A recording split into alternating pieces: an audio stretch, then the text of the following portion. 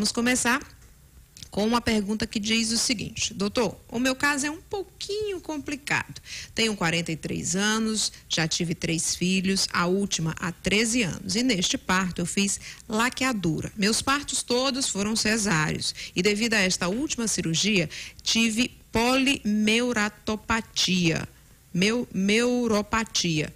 Graças a Deus, após 6 meses, estava totalmente recuperada. Agora, meu sonho é ser mãe novamente. Será que com essa idade de 43 anos e com o problema que eu tive, há possibilidade? Eu preciso de uma inseminação in vitro? Primeiro, o que é polineuropatia? Bom, o quadro de polineuropatia é um quadro de doença neurológica, né? Uma neuropatia periférica, que é exatamente doença nos nervos periféricos, como, por exemplo, dormências nas mãos ou nos membros inferiores, ela não especifica, que pode ter natureza muito variada, né? Acontece em indivíduos diabéticos, acontece em indivíduos com algumas infecções virais.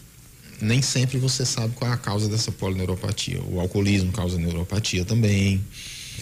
Isso é um ponto. O fato dela ter tido uma neuropatia, uma polineuropatia, não necessariamente contraindicaria uma gestação.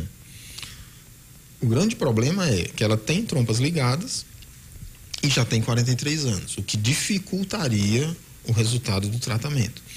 Porque mulheres acima de 43 anos de idade têm uma baixa resposta de gestação em ciclos de fertilização in vitro, e teria que ser uma fertilização in vitro de fato por causa da laqueadura tubária, mas a gente não sabe se conseguiria obter óvulos. Aí outra alternativa seria o uso de óvulos de uma doadora. Fertilizaria esses óvulos com o sêmen do esposo, prepara os embriões e põe dentro do útero. Tá certo. No caso, a doadora tem que ser alguém da família, né? Não, na verdade, a doação de óvulos, ela é o contrário, Carla. Você tem que ter anonimato. Normalmente você tem anonimato.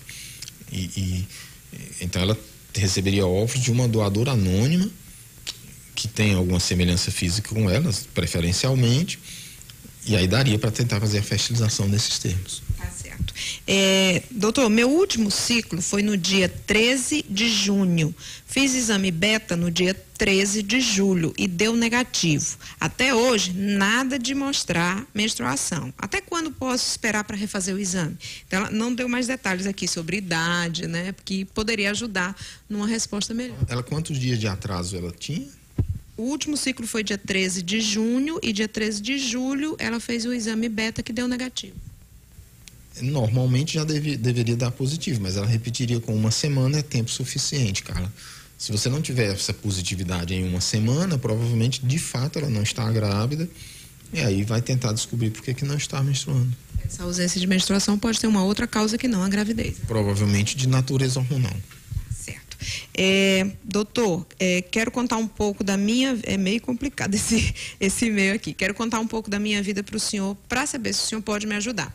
Fui casada há 6 anos, mas não tive filho com meu parceiro. No princípio do relacionamento, tive uma gravidez e, devido à idade da época, eu tinha 17 anos, resolvemos interromper. Mas, passado esse tempo, resolvemos... Aconteceu uma história... Não, aconteceu uma estoica taparia, é isso? Nas trompas, na trompa esquerda, e sofri uma cirurgia para interromper a gestação. Talvez, mas botou estoica taparia aqui. Fez um tiramento curto em Angola, mas não resultou muito, porque aqui a consulta mesmo pagando demora muito para atender. No entanto, fiz os exames e tive uma gravidez ano passado. Fui refazer a consulta e o doutor disse que estava muito bem, que era para ficar tranquila, que não seria uma... Ela botou etiópia, ectópica, né?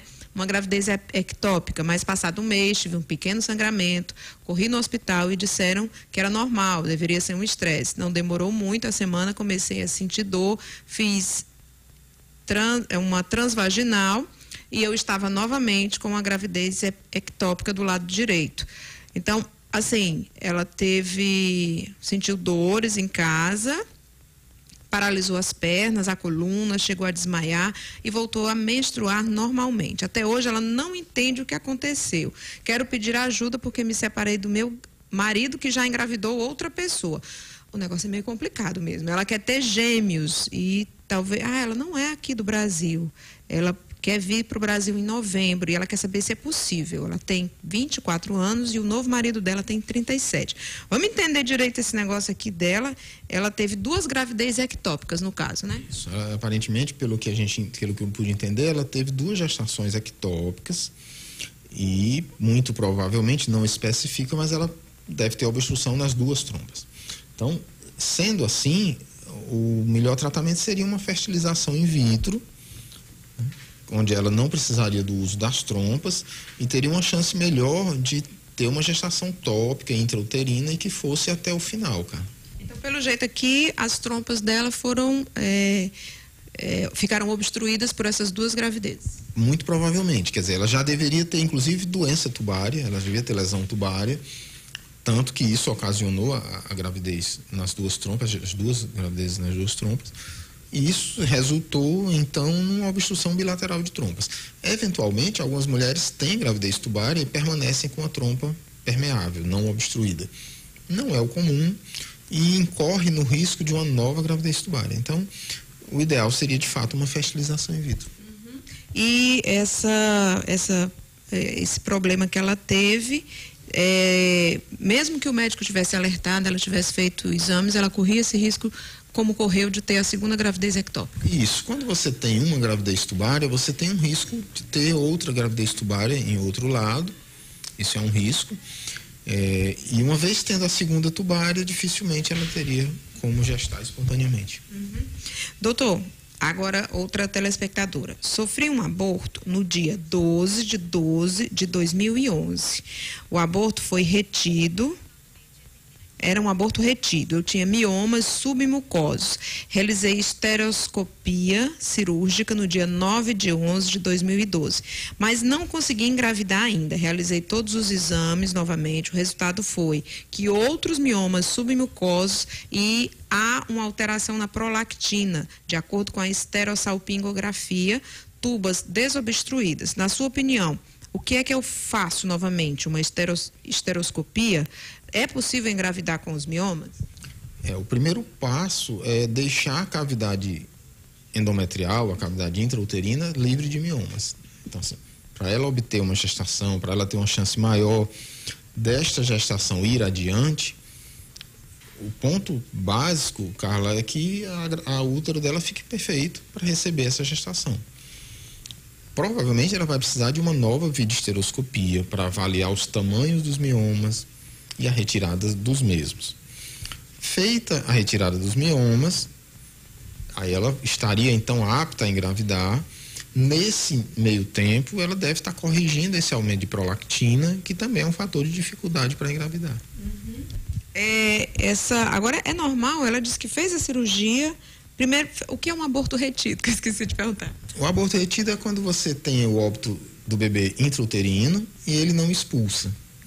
Então, isso é uma retenção do abortamento que não veio espontaneamente e você tem que esvaziar. Aí tem que fazer a chamada curetagem. Normalmente teria que fazer uma curetagem, um esvaziamento.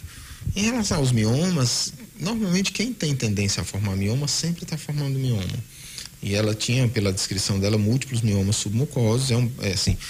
Se você tiver apenas um mioma, é mais fácil de resolver. Quando você tem múltiplos, você tem que fazer múltiplas cirurgias intrauterinas, muitas esteroscopias, até você deixar a cavidade apta a receber uma gestação.